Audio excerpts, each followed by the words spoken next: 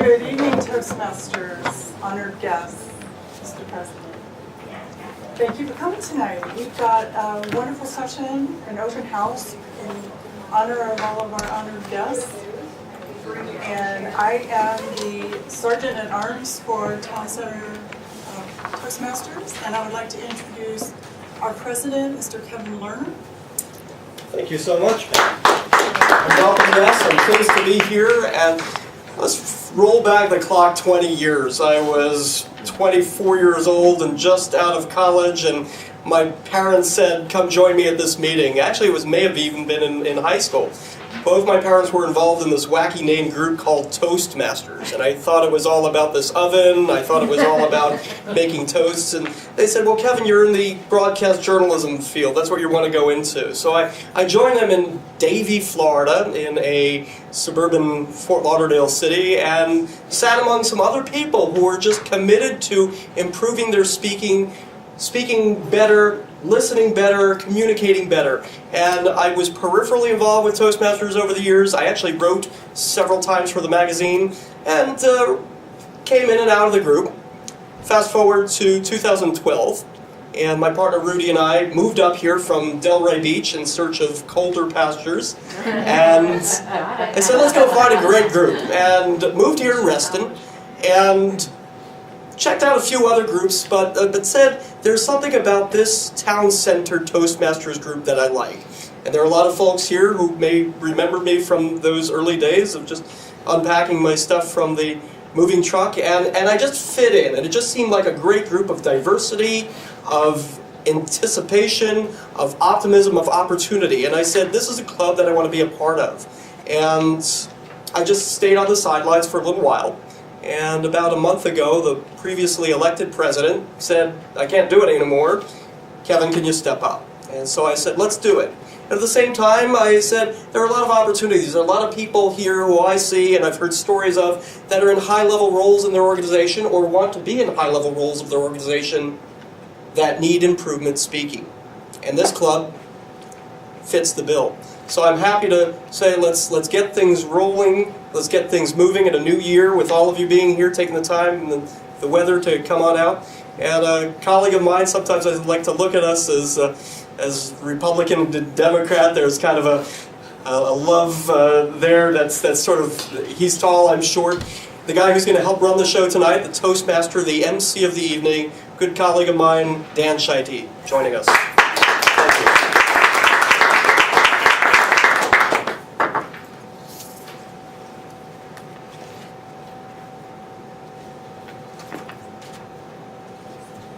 Toastmasters, where leaders are made. I often wondered why Toastmasters selected that for its slogan. It sounds like a pretty brazen boast, doesn't it? Well, let's think about it for a second.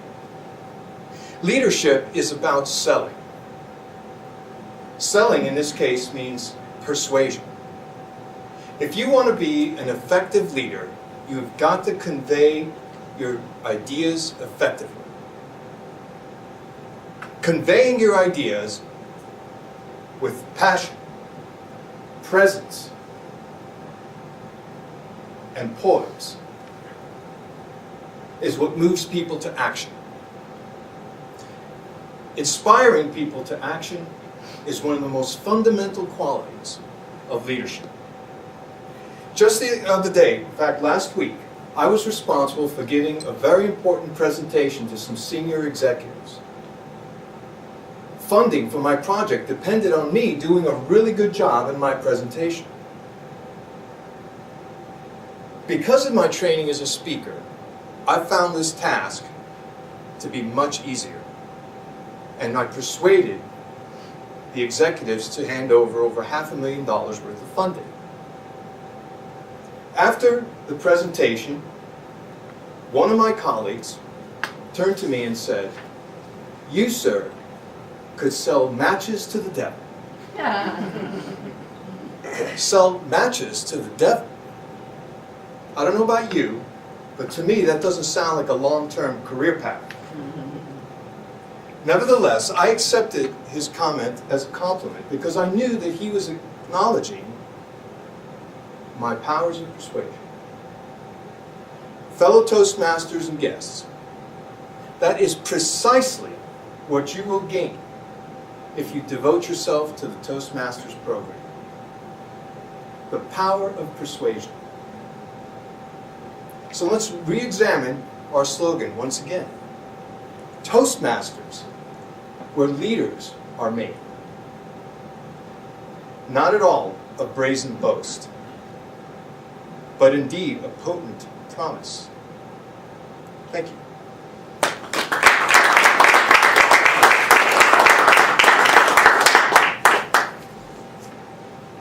As has already been said, we have a great program outlined for you this evening. And in the interest of time, I'm going to move right to our first speaker because he does have to go to a higher calling, which is coaching his son's basketball team. I've been there, so I fully understand. So I'd like to introduce our immediate past president, or actually the past president before that, actually, but a past president nonetheless, Mr. Thomas Seneca.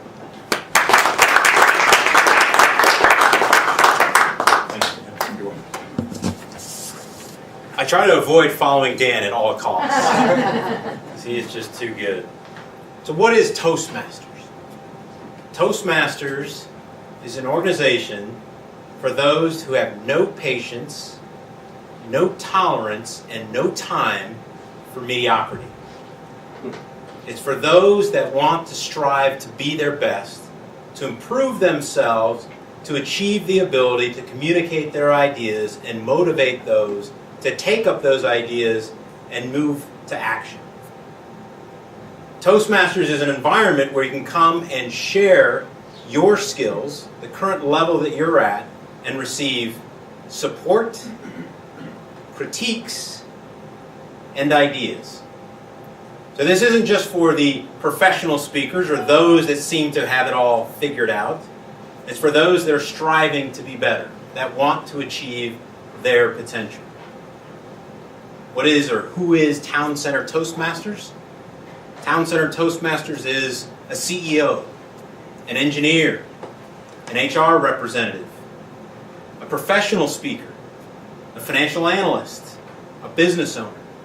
Town Center Toastmasters is made up of professionals that want to be their best, that want to improve their ability to present, but also to lead. You have opportunities in Toastmasters to take leadership roles, to run a meeting, to organize an agenda, and to present your ideas and to practice what you want to present. So the question is not what is Toastmasters or who is Toastmasters. The question is, what's your tolerance for mediocrity? Thank you.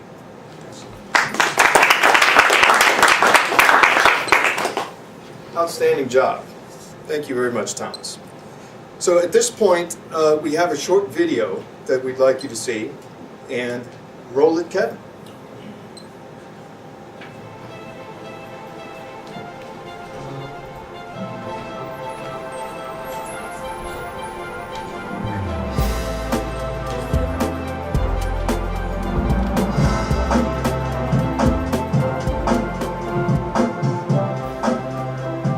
Toastmasters International was founded by Ralph C. Smedley in 1924. Toastmasters International was founded by Ralph C. Smedley in 1924. Over the To help past young 90 men years, better Toastmasters speak International has honored our founders' Over mission the past as we 90 have grown years, into a Toastmasters leading International global has honored our educational founders' organization. mission as we have grown into This a vision leading hasn't global changed, educational but it has organization. evolved. This vision hasn't changed, but it has evolved. Any person, regardless of language, nationality, or location, can Any benefit person, from the regardless confidence of and language, skills nationality, or location, started by can Ralph C. benefit from the confidence and skills The organization gained has from the grown programs over started 9 by Ralph C. decades to Smedley. meet the diverse needs. The organization has grown over 9 decades to With meet the Toastmasters diverse clubs needs expanded of our into members and now. 126 countries, With One thing Toastmasters has clubs remained expanded into 126 they provide a safe and countries, supportive one environment thing has remained where speakers constant. gain They confidence provide a and safe true and supportive leaders environment where speakers gain confidence first and place true winner. leaders emerge. And the first place winner. Well, I knew I saw something in him. Not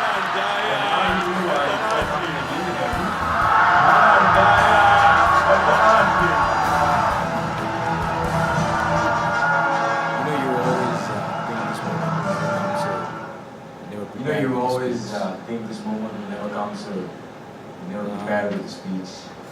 Toastmasters saved my life. Toastmasters saved my life. Today, Toastmasters International continues to thrive, with more than Today, 300,000 Toastmasters members in International continues to 26 thrive. countries, and With more growing than still. 300,000 members As in the world changes, 126 countries, Toastmasters and International growing is still. changing with it. As the world changes, By Toastmasters expanding International is changing globally, with evolving it. the education program, and maintaining By club expanding quality, globally, Toastmasters evolving the International education will program, and continue its maintaining legacy club of quality, leading Toastmasters nonprofit International will educational continue its legacy of where leading the leaders world. are made. Leading nonprofit educational program, where leaders are made.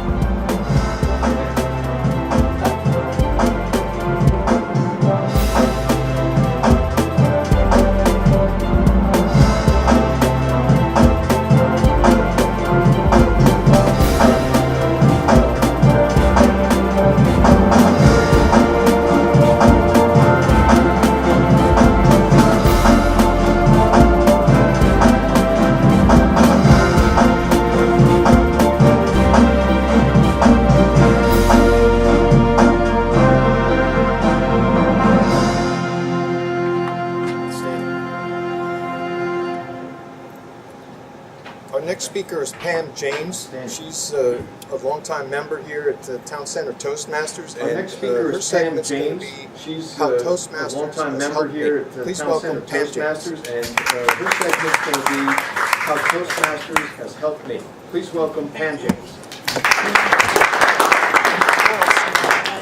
Not as practiced as the previous speakers, but that's what Toastmasters is. Not it allows you As to come practiced here as and the previous speaker, I have. but that's what Toastmasters is. Growing up, I was It allows you considered to shy come here and and soft improve. And I have. into my presentation skills. Growing up, I was So in considered shy 2011, and I joined this soft-spoken, club. and I needed to learn presentation skills. Here, So in 2011, just do it, I you know, joined and this club. it's I work out in of the my building, comfort so zone. I couldn't It always avoid has it. been, It but was it's here. But it's just do it, you know, and it's out of my comfort zone. It always has been, but it's become much better. two for me. opposite roles. I've completed 5 speeches And was and previously I've the, held 2 VP officer of roles. I'm Education. currently the Sergeant at Arms. and I just wanted to tell you a little bit previously about the, Toastmasters. VP of When you Education. join, you get 2 books. One is the Competent Communication book. The other is the Competent Leadership book. And they work hand in hand. You do both. You prepare speeches, and you'll have 10 speeches to prepare in this book. When you get through with this book, you go on to a bunch of other books, which I'll get there eventually.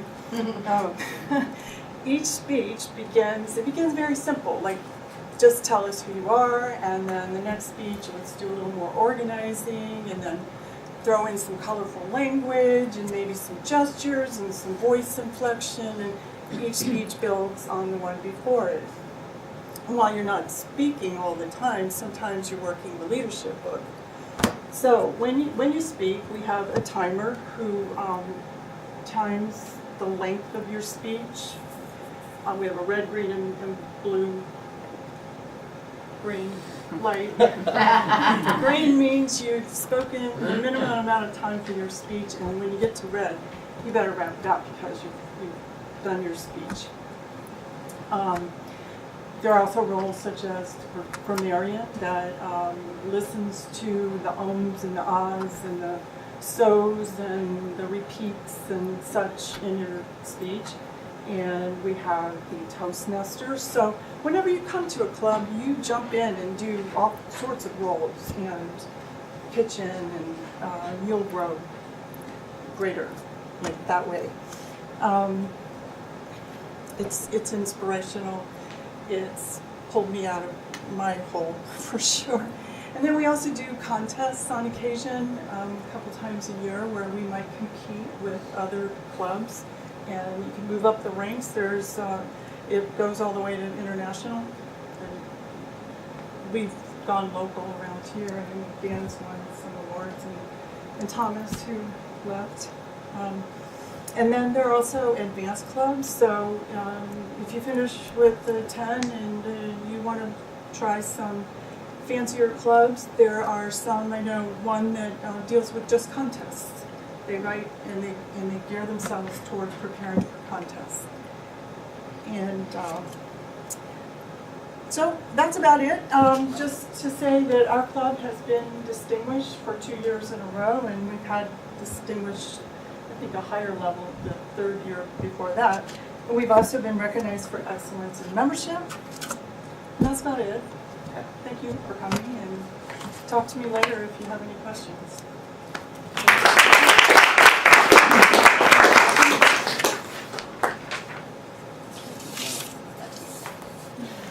And it's important to note that at Toastmasters, you're really measuring yourself against yourself. There are a variety of speakers of a variety of different skill levels, and it's about where you start and where you end up in the program as you progress. So, there's advanced speakers and there's beginning speakers, so everybody has a different purpose.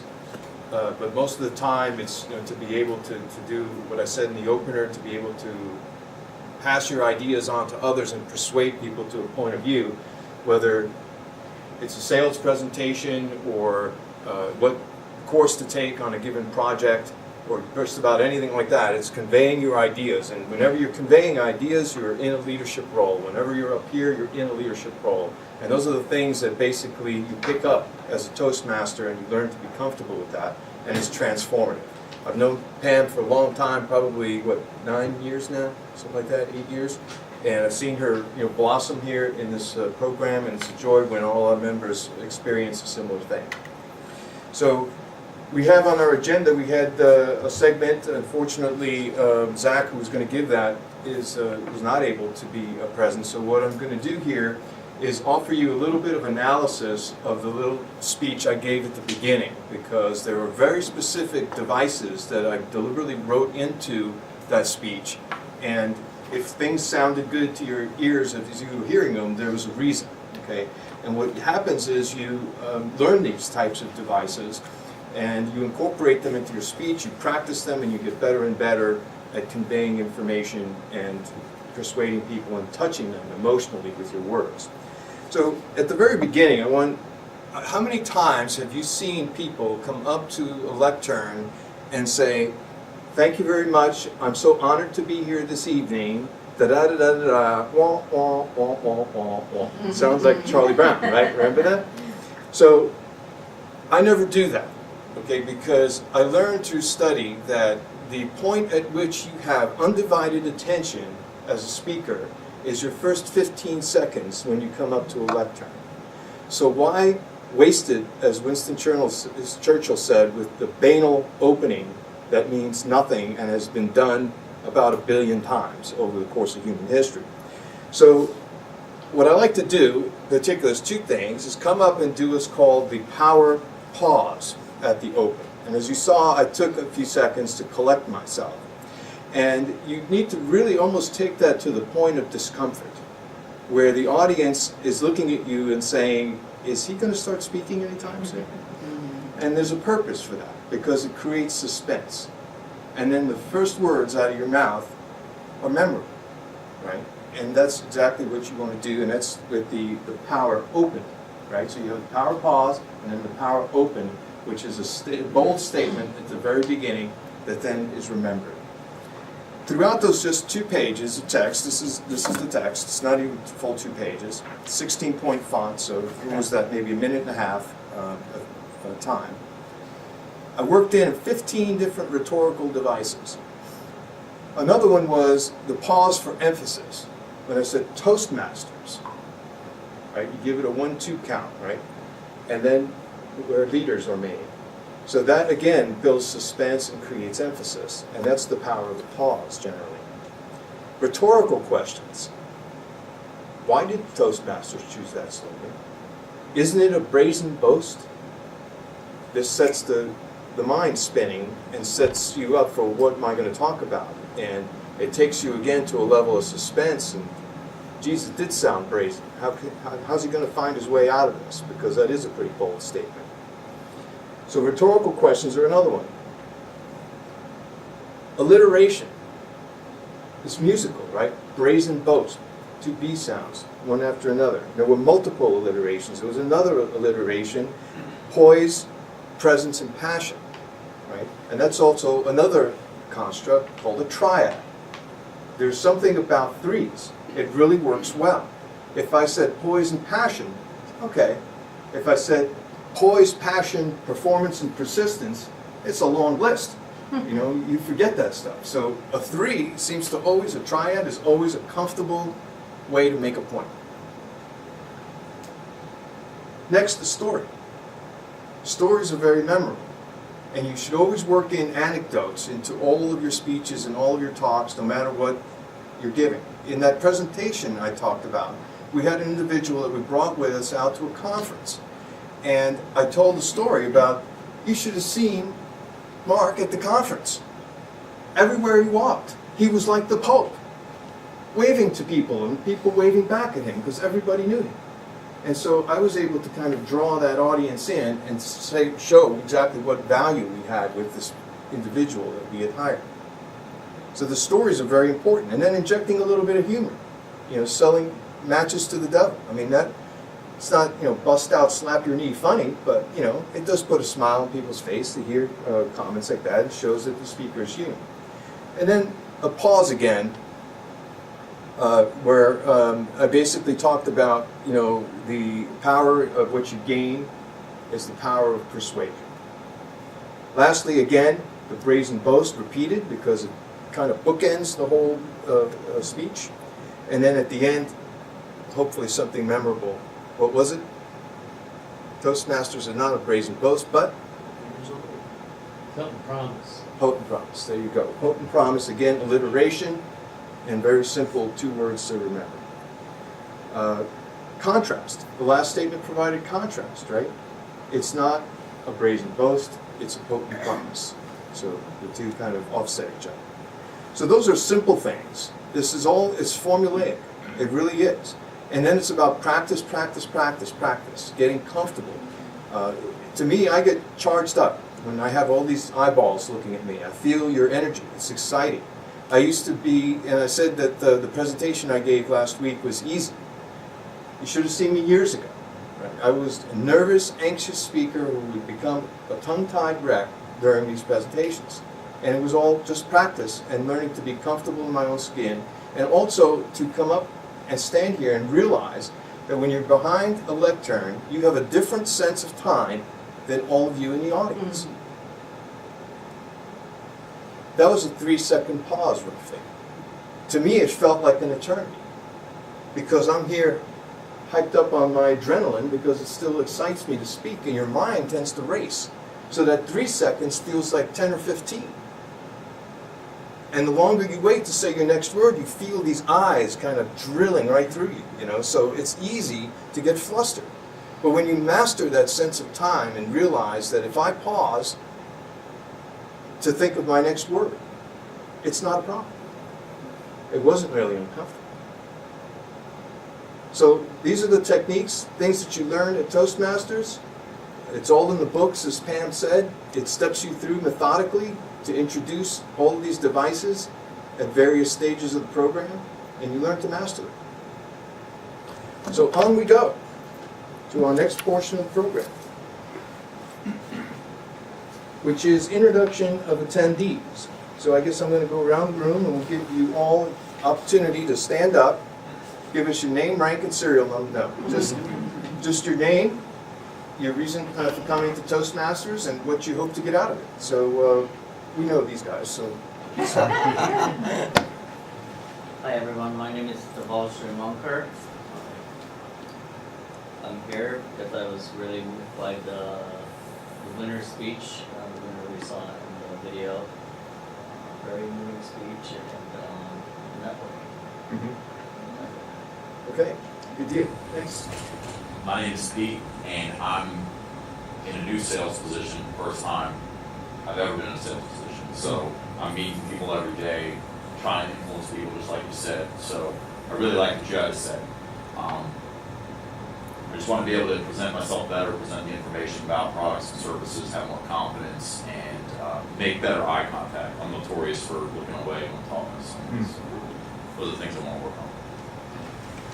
Yes. Hi, my name is Rebecca Nenner. I am 4 years ago became a health and wellness coach, and part of my vision is to go around and teach people about being well. And so part of my goal is to get good at it. In school I studied communications, I studied public speaking, but I want to get really good at it. So that's why I'm here. Outstanding. Good deal. Hi, my name is Shirley Laksama. I am here to hopefully become a better speaker so that I can grow professionally. So, Hi, my name is Kiran. I was here before last Toastmasters meeting. Here I came to improve my communication skills and to improve my public speaking skills. Okay. Hi, this is Praveen. I was here like 2 to 3 times, and I'm here to improve my public speaking skills. I'm working on myself just to get comfortable with public speaking. Very good. Yeah, go ahead. Next guest right there in the red. Go ahead. Me? Yeah. My name is Rona Shamal, and I work with DHL Global Forwarding as an after-sales manager. So my position requires to give presentation and good at the communication with the clients. So I am here to achieve that. Very good. Gentleman in the back. I'm Pat Sullivan. I'm a retired DOD engineer. I guess since 2011, I've been a caregiver for a sick family member who has since died, and I'm trying to see what Act 3 or Act 4 of my life should be. Being a caregiver was the best job I had, and I had some really good jobs. This one. I'm Lana Yuka, and I'm being interested to join Toastmasters for the past probably 10 years, but something was happening. But today everything lined up so well that I have this free time and I'm here. And on top of it, I started working in the field here and a half ago, so no more excuse. So I'm glad to be here. You know what they call that, right? No. Destiny. Well, a captive audience. Hi, I'm Suzanne Hughes. I'm a Montessori teacher, and about a week ago we had a parent night, and I felt that I completely loved my talk, and so I instantly thought of you guys. My dad was a Toastmaster. He's no longer here, but anyhow, so I recalled that and I looked it up online, and I'm really excited to hopefully improve my speaking skills and build my confidence and learn about leadership. Hi, I'm Robert. I'm a software developer. My sister's been telling me to join Toastmasters for a long time. I don't know why. But I thought it would be a good thing to do to just meet some new people and improve my speaking skills. I'm interested in entrepreneurship and leadership, and just think it would be beneficial in some way to learn to speak better. My name is Sarah Eid. I'm a recent college grad, and I really enjoy public speaking, but I would like to be better at impulsive speeches as well as articulation. Good evening, I'm Ann Moss. I'm a proposal manager, and during the course of my career, I do a lot of presentations. I also coach teams on how to give oral presentations to the government to try to get them to give my company money. So I thought I was getting a little rusty in my formal speech training and decided that Toastmasters would be the way to go. All right. Go ahead. Hi, I'm Marilyn Varak. I've avoided having to speak to groups for 3 decades of my professional life. And when I was forced to speak, I went through the classic dread and panic, and finally decided I need to change and try to develop the confidence to be able to speak in front of people. So that's why I'm here. Okay. Hi, I'm Pamela Swartley. I manage an online auction company, people say, oh, you don't have employees, you don't do anything, you sit in your room. I'm like, no, but we have employees, we have 100 consigners. I have to speak to a lot of people, so I'm hoping to improve my speaking skills and my confidence. Hi, I'm Brian Hughes, no relation to Suzanne. I'm a director of IT services company over at Plaza America. I actually love public speaking. I'm an extrovert, but I'm also very shy. And sometimes it's hard for me to come up with what I want to say, and if I do say it, I'm very passionate about it, I'll start talking very fast. And I do a lot of internal presentations to executive committee and also external to like stakeholders and customers, and I just want to learn structure and how to present myself better. Sure. And also to develop the interpersonal communication skills like when I talk to people. Okay. My name is Lee Lynch. Actually my cousin is a member of the Toastmasters in Malaysia. She encouraged me to join, and I am hoping to improve my communication skills, especially to, I do a lot of math and present math problems at work, and I'm hoping to present it in that way. Terrific. That's all our guests. Now we'll go around. I think Kevin's already given us his life story there in a few minutes. So we'll start with Uman. Go ahead, Uman. Hi. Yes. My name is Uman Khwaja. I've been with Toastmasters about, I think, 3 years now. And I'm currently the VP of Education. Now these titles aren't as as exciting as they turn out to be now. Well, so, we consist of a board, and just to make things organizationally, just plan the agendas and make sure that we have active members who are signing up for roles as we would need. We require speakers and evaluators. I think we did not touch upon evaluation, but that's another critical part of Toastmasters, is that after you are done with your speech, or during your speech, within the booklet, as you complete the different projects, you are evaluated on what the criteria that you meet. So it is a very structural curriculum in a way, and to develop yourself. So we facilitate the agenda, the different competitions. There are different competitions throughout the year. We also have segments within our meetings where it's table topic, which is impromptu speaking, as you mentioned. And there are even competitions for table topics or impromptu speaking as well. And so that allows you to think on your feet and improve on your confidence as well. So I've learned quite a bit as well through Toastmasters, and I think we're all constantly working on new assignments and books, or whether it's a competition or whether it's from the manual. And so, within any Toastmaster chapter, we have the president, VP Education, other board members to help move it along throughout the year, and also help, most importantly, guide members like you and others who are active members in order.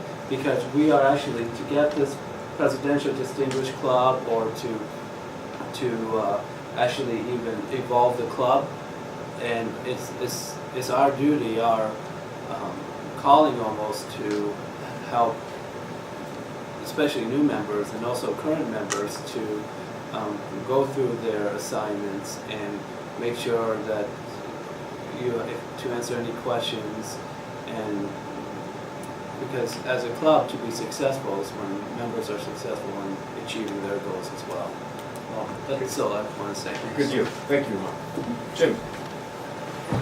My name is Jim Call. I work for the Smithsonian. I moved here from Idaho, and I heard people clapping next door all the time at lunchtime. Couldn't figure out who that was. It turns out that was Toastmasters. And one of the things I've told people a lot is that you come to Toastmasters, and if you're speaking, we're going to clap for you.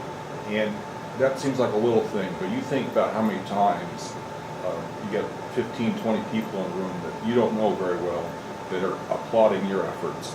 It's a great way to just feel confident. It doesn't matter, some people do a great job, like Dan and Kevin, some people still working on those skills, and so it doesn't make a difference. We're clapping for you because we've been there, we've been through that, and it helps all of us to learn. Thanks. Very good, Tim. My name is Dima. I've been Toastmaster since 2009. I gave like 14 speeches, but still my palms get sweaty and I get very nervous before I speak. I'm currently the treasurer, and I think I'm going to finish advanced communicator this year. I hope so. Marie. Right. I'm Marie McCarty, and I work here at L3 and talk about destiny. My father was in Toastmasters, painfully shy man. Said it was the best thing that he ever had to do because it put him outside his comfort zone. He got better at being more persuasive. And then one day Dan Scheide walked into the office and said, the L3, would they sponsor this Toastmasters club? So we signed up. I became the sergeant at arms for a couple of years, and I'm here for a couple selfish reasons. One, I'm terrible at impromptu speaking.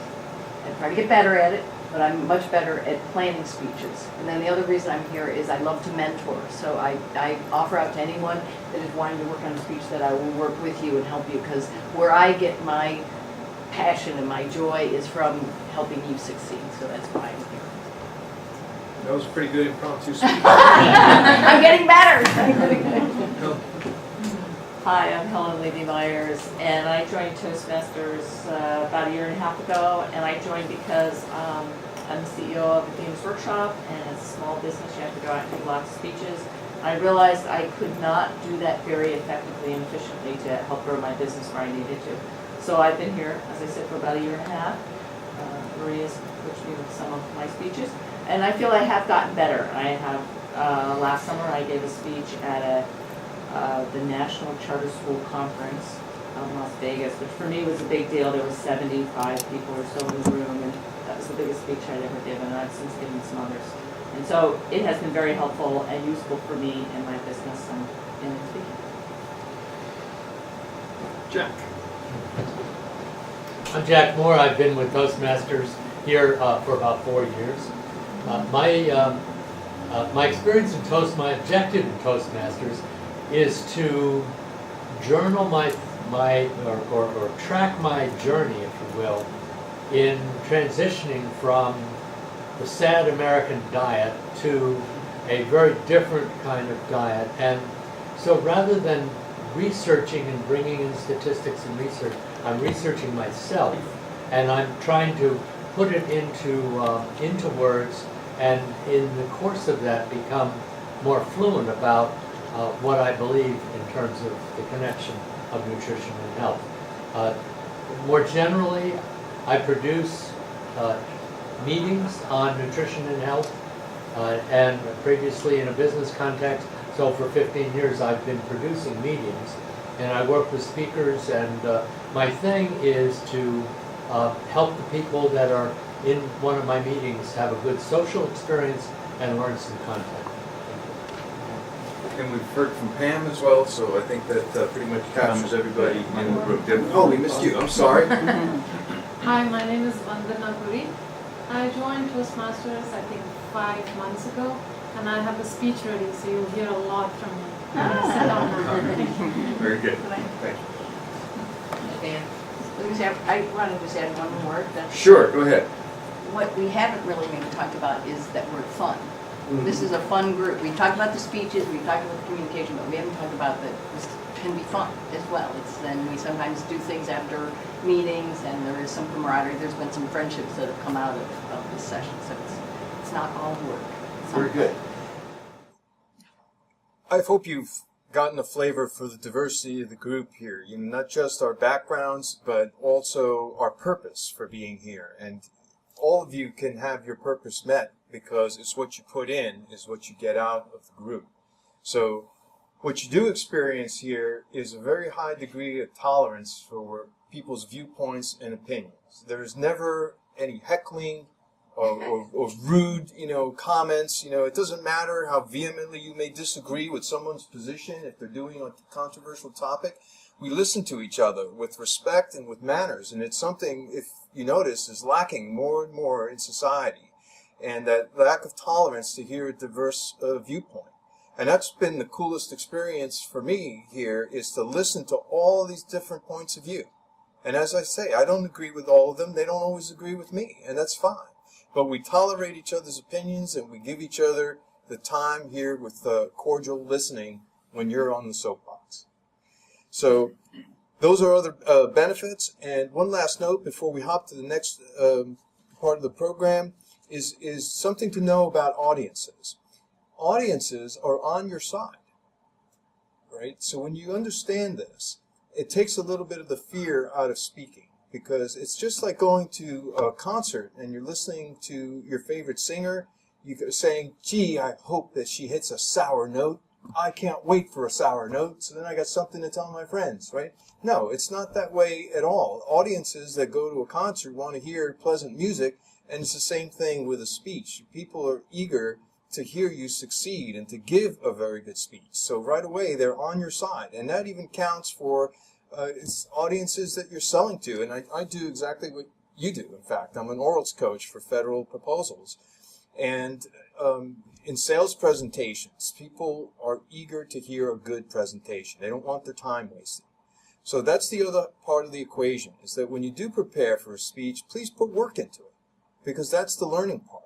And that's how you basically show appreciation for your audience, is to show that you did work and you did prepare. So on to the next segment of our program. Oh, no, by the way, I have to say this. We are videotaping this segment because we hope to use it as part of our marketing tools for the program. So by omission, I'm going to assume everybody's okay with being taped. If you have a vehement objection to being on video and winding up on our website, please see either me or Kevin at the end, and we'll make sure that you're edited out of the video and we don't have any shots of you. But it's all good, clean fun. This is a great meeting, and it helps us, to build our Toastmasters club. So enough for the disclaimers. Lawyers are out there, so you've got to always do it right. All right, so next part of our agenda is achieving your visions and goals. And that will be presented by Vandana Puri. I hope I said that correctly.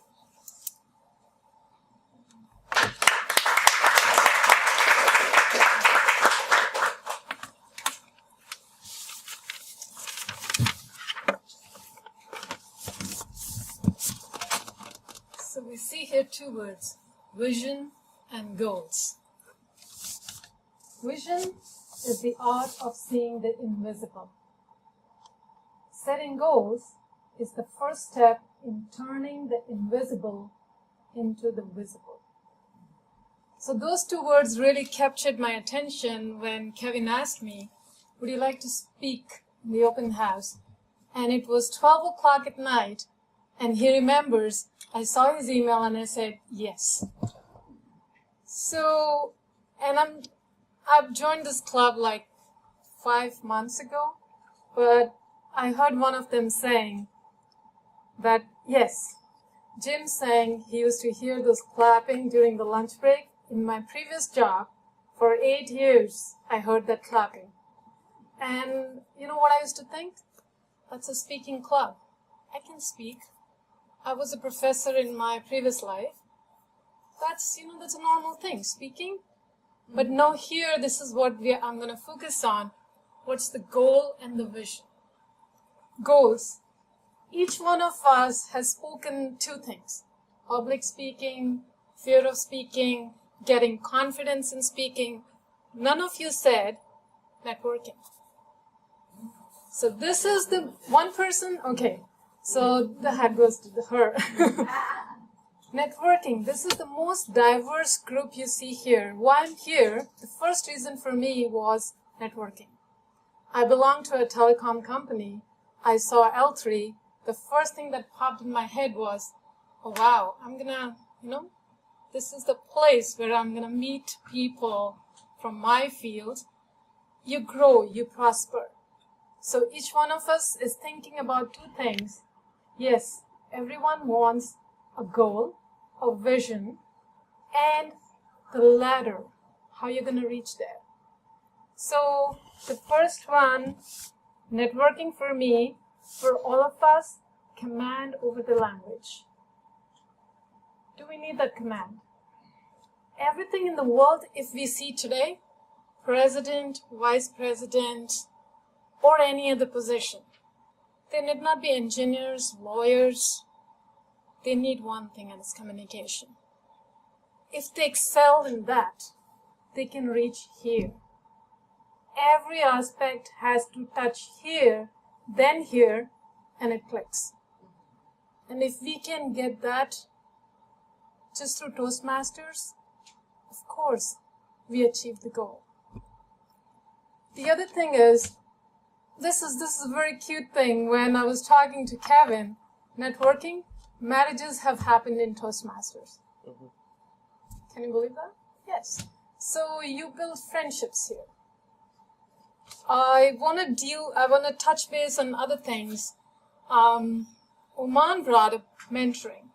So Dan and Tom, when when they came in, if suppose I'm the person who's really have fear of public speaking, I can't speak, I stammer, I don't have command of the language, when they to come here, I'm going to run off the door thinking, oh my God, this place, they're masters, they're going to judge me. That's not why we're here for. We're not judged here. The evaluation is part which is a critique, but it's like an Oreo. I think you said that once. It's a sandwich such that they're positive beginning and ending, and they give you the critique in such a manner that's going to help you grow. So this is what Toastmasters is. They help you grow. I also have something called education. So that led me to think, what kind of education? We have a lot of seminars. There are online tools. There are books. And you will learn, I learned one big thing today, the 3-second pause. I really did not know what it meant unless I heard it from him. So actually, each one of us benefited. The one big thing from Toastmasters was mentoring. You get to hear from seasoned, skilled professionals in speaking by paying a nominal fee. And I've been to other clubs. You will really appreciate the fact that when they say 6 to 7, I'm an Indian. There's always an IST time. Here it means 6 to 7. So if you have something to deal with at 7:01, you're outside the door. So it's respect of time. Your time's respected. Your goals are achieved. You have a vision. You get all this by joining one club called Toastmasters. And I guess there's two things Uman also touched base on them was the communication and the leadership track. Pam showed you 2 books. So what really you want to achieve? You want to be a good communicator or you want to go towards a leadership role? You can do one at a time or you can do both. And then you reach someplace, you'll hear this name, it's called DTM. It's a Distinguished Toastmaster. So if you're a newcomer, you've been to other clubs, or you have some goals in mind, for me, I think DTM. The day I can be DTM, it's a long way to go. I just came in here 4 months ago. But yes, that could be a goal. Not necessarily I want to be a big leader or a big in communication. If I reach DTM, I reach both ways. And in that process, I'm going to make friends and prosperity in my career. Yes, I'm thinking that too. I manage people right now, and the ladder doesn't seem to end. You can go and reach any heights if you want to be. But the small room brings all those things into reality. So I would say goals are dreams with deadlines. Thank you.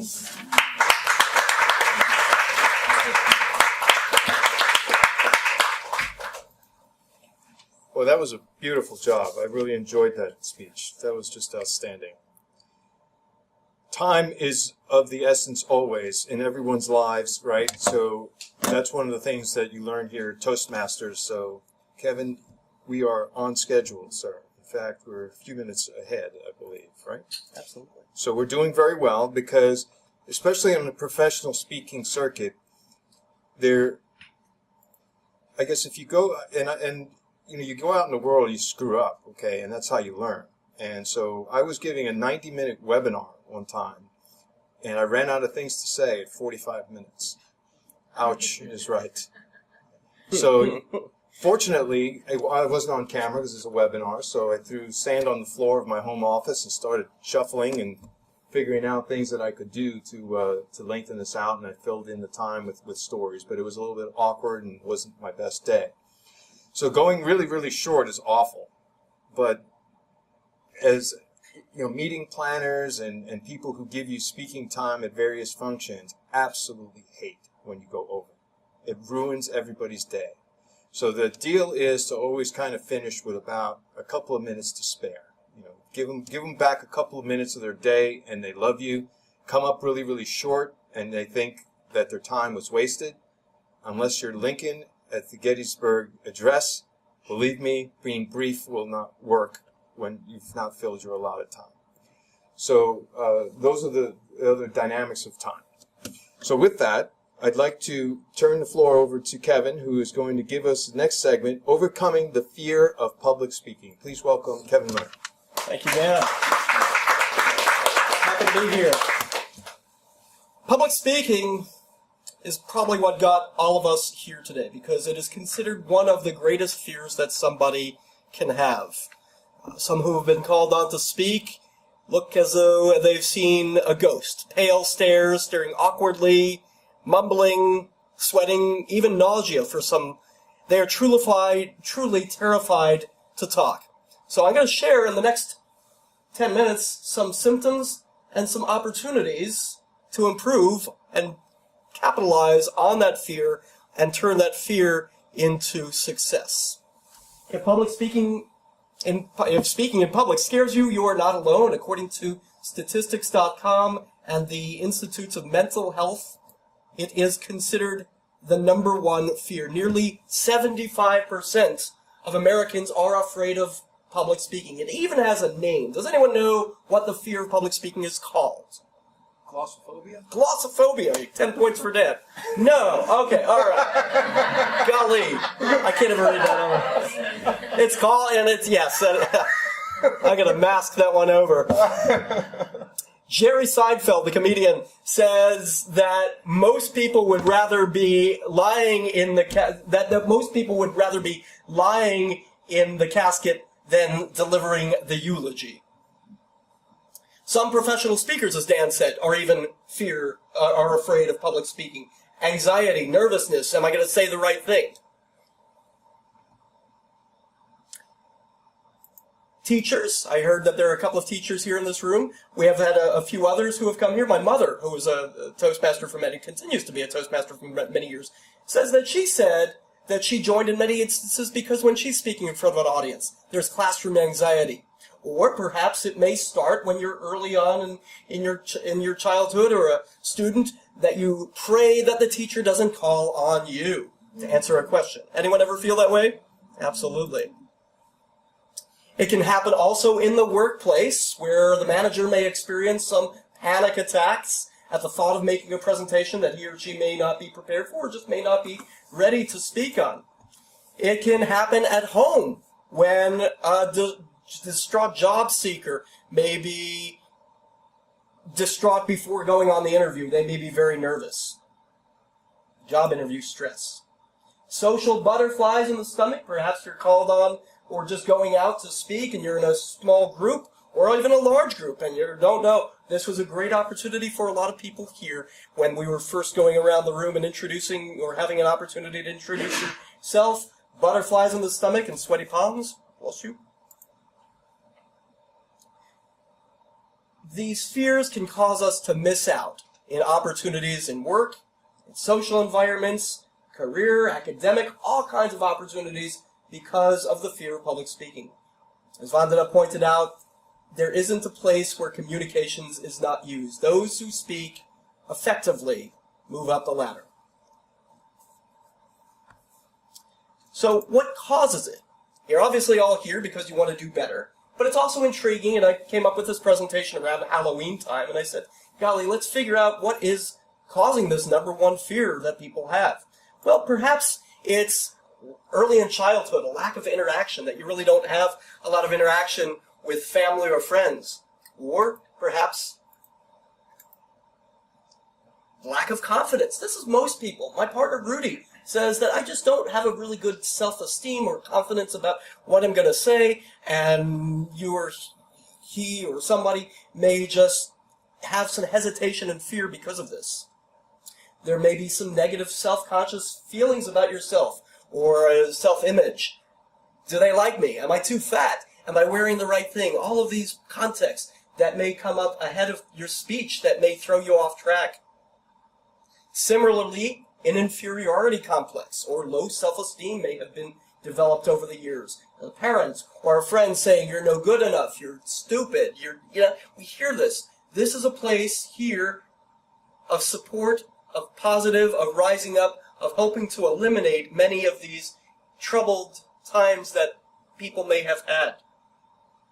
The fear that people may laugh at you. This is probably the number one thing that we hear when we say, why are you afraid to speak in public? Well, I'm afraid they're going to laugh at me or point things out about me that I don't like. Random thoughts. This is probably the best one. Random thoughts and other priorities can lead to presentation procrastination. Anyone ever say, I don't want to do it, so I'm going to wait to the last minute to do it? Not just me. So it really helps make a speech even more troublesome. There's research laziness. Anyone here in the research field? We hear a lot of speeches, especially in this club, where we see a lot of granular data, analytics, and folks who are really called on to give presentations about mundane but critical parts of research. And this laziness of doing the research, or at least putting it into a presentation genre, can really create a very nervous speaker. Then there may be some true speech disorders. We've had folks of special needs come in here with a true stutter. Anyone see the 2010 movie, The King's Speech? Beautiful movie. Academy Award-winning film that tells the story of King George VI and his quest to overcome his stammer. So, we see some of the symptoms, some of the causes, and now let's look at some of the solutions and resources. As we said, the Toastmaster, let me jump ahead. The number one thing that we've got here, there are three different things that we can do. We've got practice, effective breathing, and mental prep. And just mental prep, putting yourself in the right state of mind, can account for 10%. Effective breathing takes 15%. But the number one thing that really helps people get most prepared for their speech, 75%. If you do the training, if you do the research, if you get ahead of time, you will do quite well and be quite successful. Anyone notice something different about my presentation compared to the other speakers that we've got up here? Not necessarily even my presentation per se, but something that I'm using visuals here, right? So we have seen it far too often that people are using PowerPoint as a crutch for their speech. And I'm in the field of creating professional PowerPoints, Steve Jobs level prep PowerPoints. But more and more, I've been seeing my clients, customers just generally, people using their PowerPoints as a script to read through it and rely on it. And we really want to try to, here at this club and many others, to at least get away from PowerPoint or raise the level of PowerPoint up to something that's more supportive, that's supporting the speaker and not just putting words on screen. Visuals that amplify and not diminish or take away. So, another great way to improve your speaking, obviously, join a speaking organization like Toastmasters. You could read some books, or you could hire a speech coach or trainer. There are a lot of people out there. Books and self-help material, there's no shortage, including Dan Scheite's book, 4-Power Leadership. I'm in the process of making my own about presentations, and I thought it would be about presentation visuals. It's more about putting the content together and making a presentation that sticks. We've heard so many people that just talk because they want to hear themselves talk. The idea is, how do you make your talk more depthful, more potent, more powerful? And I think there's a lot of opportunity there. As we mentioned, there may be some deeper underlying causes of the fear of public speaking. Maybe seeing a therapist, a mental health counselor, holistic treatment might be very helpful. Yoga, meditation, exercise can all calm our nerves. And Rebecca can talk about that, right? You do this professionally. And it can really, just doing a couple of hours of exercise can really help get us to think more clearly. It's been said that courage is not the lack of fear, but the ability to face it. The fact that everyone is here today because you're committed to improving yourself shows that you are looking forward, not looking back. And I encourage you to take the courageous step, see us afterward, come back, become part of the group, maybe another group, but we thank you for being here. Dan, thank you so much, and everyone. I have a video. You want to play this video? Yeah, just go ahead and roll. Absolutely. We got one more video, and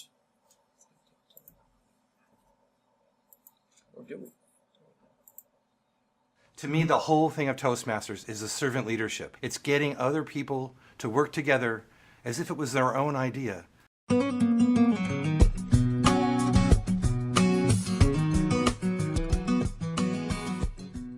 I got started in Toastmasters back in 1993 when I decided that I wanted to become the first woman president of my congregation. I think we all jump into Toastmasters at a different place. No matter where you jump into the Toastmasters journey, you're going to get something out of it. When I first joined Toastmasters, it was mainly for me and for my growth and development. But what I realized is that Toastmasters gives me more fulfillment when I'm helping others. So by me helping others become leaders, I feel more fulfilled as a leader. The leadership, it's not what you're thinking it's leadership. You really are learning from something that you're not looking for. The organization is bigger than me, it's bigger than all of us. And the collective power that it has enables one to grow personally, enables one to help other people grow. When I attended my first Toastmasters meeting, I was very nervous because I had this horrible fear of public speaking. I sat in the back of the room for 4 months, watching people transform before my eyes, but never being able to stand up and speak myself. In my organization, 1,200 people, we realized that people's presentation skills were really deficient. The more you do it, the easier it gets. I never imagined that one day I could stand on the stage in front of 2,000 people to take the banner of my own country. A lot of people can be leaders. They don't know how to be leaders, so they have to be made leaders. Where do the guys learn from? Where do the people learn from? They got to see leaders who they respect, they can learn from, get ideas, but amongst all, be themselves. You never know how far you can go until you be there, and it gives you the chance to try. I do a lot of workshops, I do a fair amount of public speaking, and Toastmasters just keeps me fresh. Friends of mine who were mousy and couldn't even say a word have emerged as leaders and great communicators. My subordinates were actually evaluating my speech, and they were doing a great job at it, and I was learning. It's trite to always say the pyramid gets turned upside down, but in this case, we actually turn that pyramid upside down, and the leader now becomes the student, and the student the leader, and that's just an amazing thing that's happened in our organization, and 3 years later, our club is going strong. Through serving, through helping others, I can find the confidence in myself. I can find the leadership in myself. I am proud to be a Toastmaster because what it has done for me, and because of what I can see that it will do for everyone else. I am passionate to find people out there that can use these skills, and I know they're out there. Everyone can use these skills. My name is Lorraine Mott, and I am proud to be a Toastmaster. My name is Jan Poskovsky, and I'm honored to be a Toastmaster. I'm Jack Vincent, and I'm proud to be a Toastmaster. My name is Sergio Andrés Bello Guerra. I'm from Mexico, and I'm really, really proud to be a Toastmaster. My name is Anthony Richies, and I'm absolutely proud to be a Toastmaster.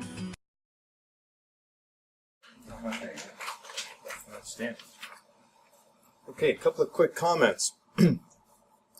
We mentioned how there are a variety of roles here. Can you kill that projector for me?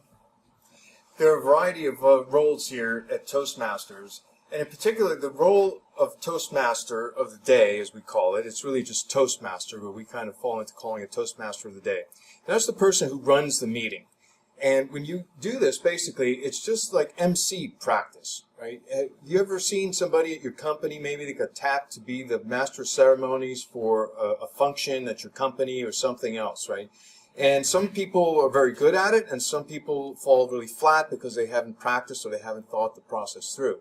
So there are a variety of roles here where you get experience in quite a few different types of public speaking. As Marie mentioned, there is the impromptu speaking, which is what we call table topics, which I don't think anybody has mentioned.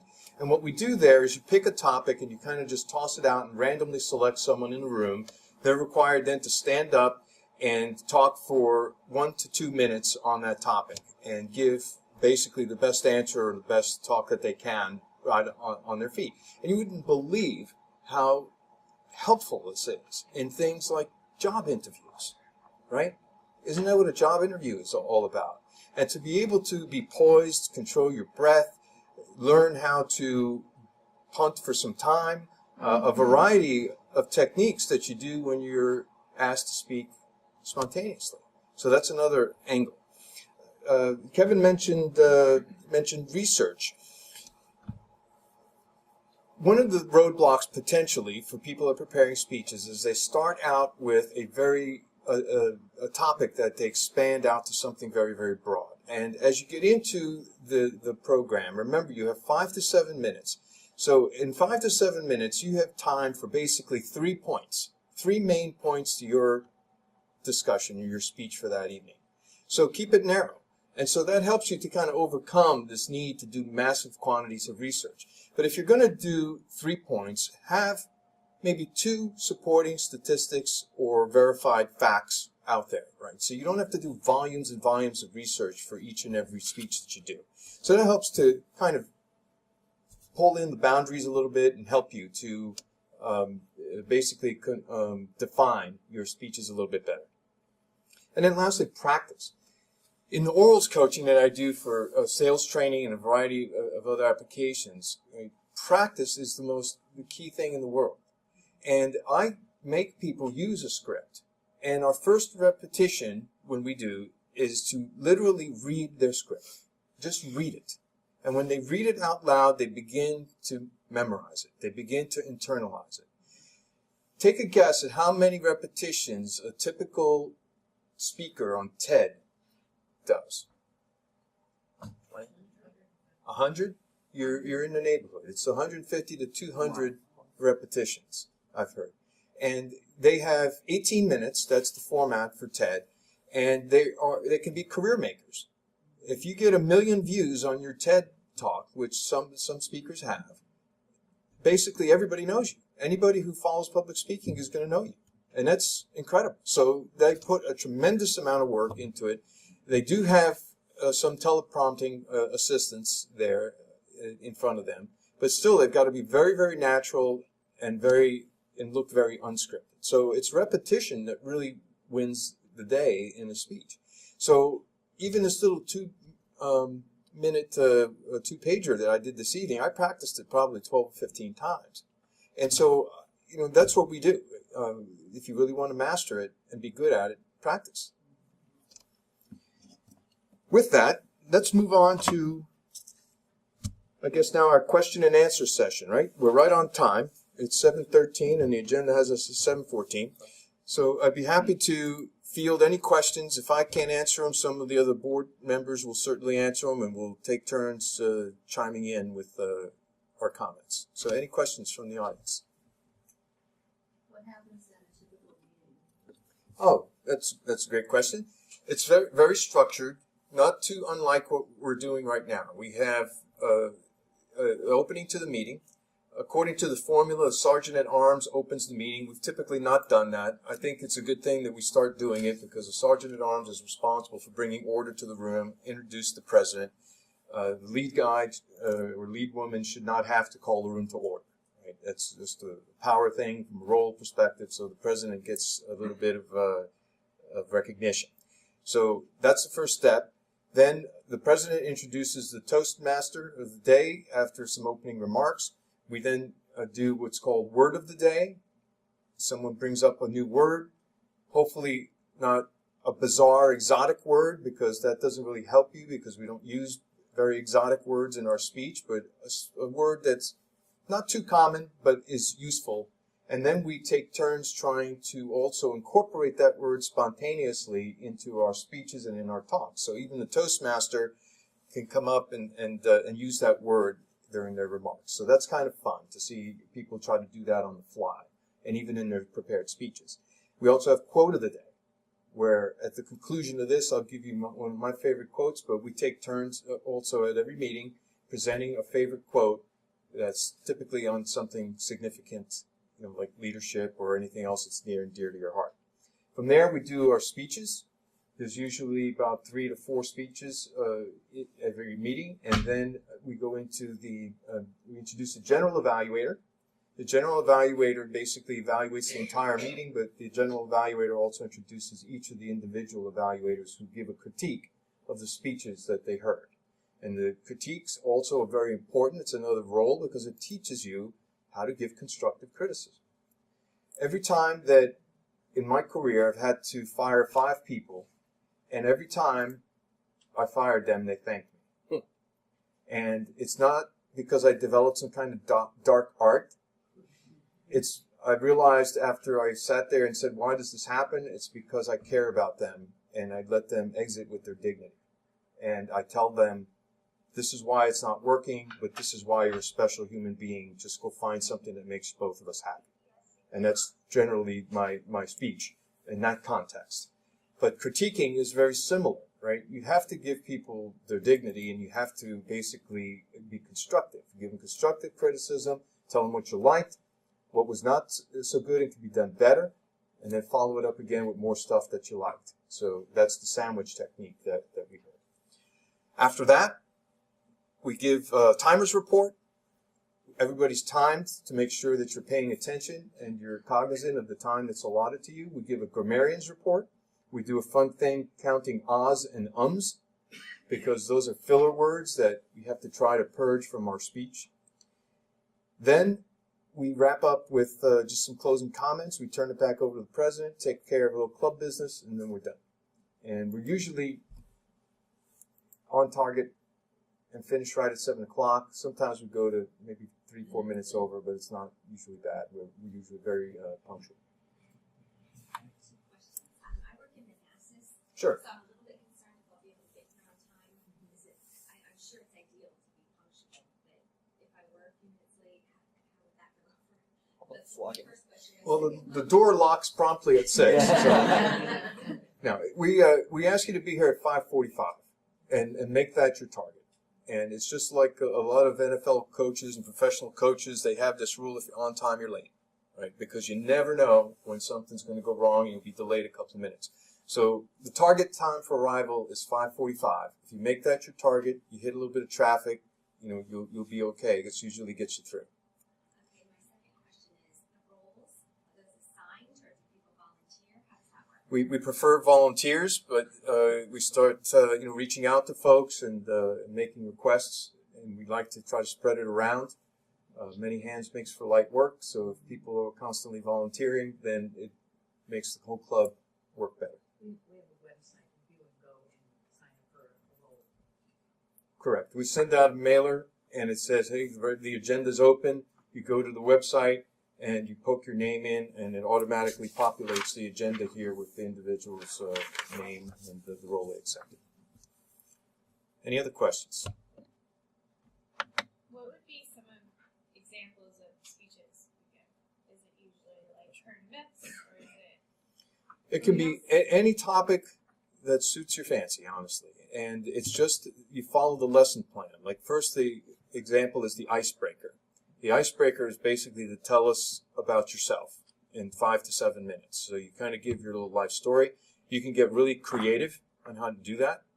I prefer to see speeches, or let's just say, it's usually preferable for the audience to not just give a timeline of your life, but you kind of peel back the onion on who you are through telling us about hobbies, experience, things that shaped you, and you kind of weave in little facts, and that's kind of the art of speechcraft and learning how to do that. So that's an example. So you have all of these little canned lessons, one on vocal variety, and there is one, I think it's number 7 in the basic manual, using visual aids, right? So you can use the old-fashioned butcher charts. We don't have one here. You can use PowerPoint, but that's one where you are asked to use visual aids. So it's really a formula for meeting all of these different steps, but within that, you're totally free to pick any topic you want. Any other questions? So how many people usually speak per session? On average, it's 3. Sometimes we have less. We have 2, and sometimes we have 4. And then we also have, when we meet on the 1st, 3rd, and 5th Tuesday of every month. In the 5th, we've done traditionally what we call a speech-a-thon, where we don't do any of the table topics or the other portions of the meeting, and we focus just on speech after speech. So it gives, when the club grows, it gives you more opportunities to speak. But it's been as little as 2 and as many as 4 to 5. So how do you choose who's going to speak? Usually first come, first serve. We have a website that we usually send a email out, and you log in once you become a member, and there's just slots there. You just click on it. So I'm trying to make it really simple. What's nice is if you've got them out for weeks on end. So Yeah. if you wanted to pick, I want to do it on March 17th, you go now. We recommend that, so that gives you a deadline. Yeah, what do you say? Dead goals on the nose? Dreams. Dreams with deadlines. I'm going to steal that. Yeah. Very good. Any other questions? Can you explain to people how to become a member, what the process is? Very good. First, we take your picture, then we fingerprint you. No, it's really very, very simple. There's a registration form that we have. We have basically a club dues, which helps to support the club directly. It's a nominal amount that we collect, and then we use it for a variety of things, like buying equipment and buying things, and also sometimes funding little parties we have and stuff like that. So that's the club dues. And then there's the Toastmasters initiation fee. There's like a new member fee, and then a semi-annual due. So your first payment is a little bit higher, and then after that, I believe it's $46 plus the club dues every 6 months. So all told, it's like the cheapest training, best value you're ever going to get out of any kind of speech training. And it'll be under 100 a year. Yeah, easily. Yeah, under 100. 370 a year. Yeah, except for your first year. Yeah. But after that, it's under $100 a year. And Toastmasters hadn't raised their dues for I don't know how many years, and they just did an increase, I think a couple of years ago. But it stays very stable, so it's not like it's an escalating cost or anything. So just see an officer after the meeting. We'll get you the registration form. I think we have them on hand if you're interested in joining tonight. Otherwise, you can take one home with you and come back to an actual meeting and visit us again. You're welcome to come. Jim? Just about that, do they have to be members before they come to our meetings? No, you can be a guest. Tonight we've done an open house, but you could be a guest at the meeting. I think some of the people, I think you said you had been here before, and some folks come a couple of times just to see how the meeting goes and also to see if it fits their schedule, so if they can get into the rhythm of coming, and then if they're comfortable, they join. And we can also bring guests as well. Correct. And we do encourage you to do that as well. So, Did you want to also talk about how we have first, third, and fifth, but we also have the other weeks that can be prep time? correct. Yeah, that's something that been one of Kevin's initiatives. So why don't you talk about that? Sure. Absolutely. Right. We've been seeing a lot of people coming up here unprepared, not having enough time to rehearse their talks, and we wanted to make an opportunity for people to really get prepared. I really, as president, I don't want to see people just giving their talk for the first time having never rehearsed it before. So we've made the second and fourth Tuesday opportunities, workshops, perhaps some seminars. Maybe one of us might actually get up and give a rehearsal talk for some feedback, and maybe just be a quiet space for us to work. I think it's Pam who's made this place available for us every week. Thank you, Pam. So it's really every Tuesday the group will be here. starting now, whether it's one person. But really, the meetings are the first and third Tuesday are the official meetings. The fifth Tuesday, when the fifth Tuesday occurs, we'll either have an open house or a speech-a-thon, where we'll be getting as many speakers in to try to get more points, and a lot of other things. But again, I can't underemphasize the value that you get, but the friendships that have been formed here, business, networking. I moved here 3 years ago. I didn't know anybody, joined another social group, but it's really been through this organization that I've grown, learned the area, improved myself. Thanks to Dan, improved my ability to become a leader. That's something that my goal has been. I think that I can speak well. At 5 years old, I was the kindergarten announcer for the school play. But I've had trouble getting people to say, hey, we're going to follow you. So that's really one of my initiatives this year. And again, the mentoring aspect, that's also part of my vision to say, don't just join us, but have somebody here to help you along the way, whether it's one of us more experienced members or also somebody to help get your goals clarified. It's a great place to be, and the next steps are see us afterward, speak with me, Dan, anyone else who's here, and go at your own pace. But it really is a terrific group. One of the better clubs, I might add, and I'm not just saying that, just pat ourselves on the back, but you've been to a lot, I've been to a lot, but this one really stands out, and I'm happy to be president here. Okay, thanks. Okay, we're about ready to wrap, so any other questions I can answer? Everybody, please help themselves to snacks. Oh, absolutely, yeah.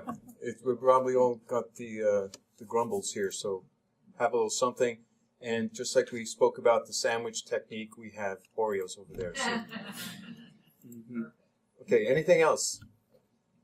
Okay, so in closing, folks, leadership is a really big deal to me. I teach leadership. What I like to tell people are the 4 powers of leadership are poise, presence, performance, and persistence.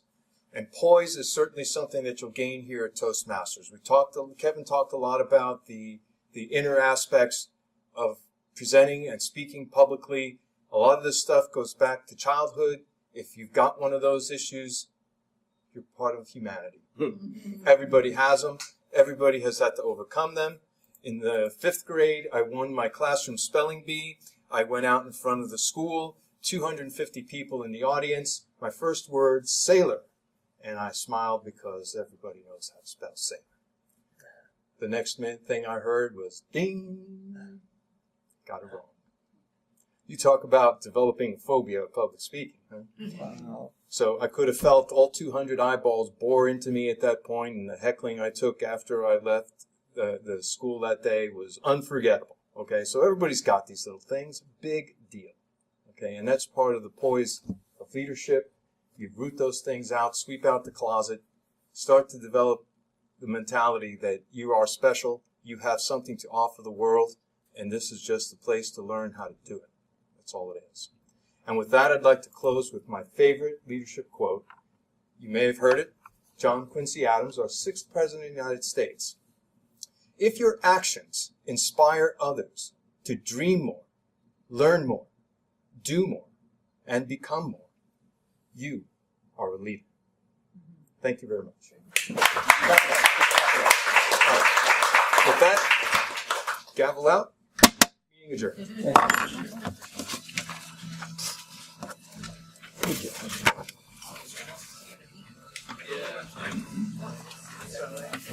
Perfect, man. That was awesome. How do you feel? Yeah, great job. Yep. Yes,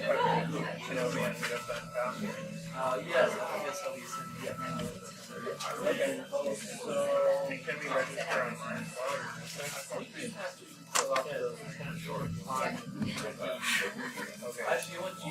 Hi, man. How are you? I want to hire you as my fitness coach. What? Thank you. So I think this is really good. Now let's play ambassador. Actually, You're recording? Yeah, it's okay. We're going to set it up now. I don't take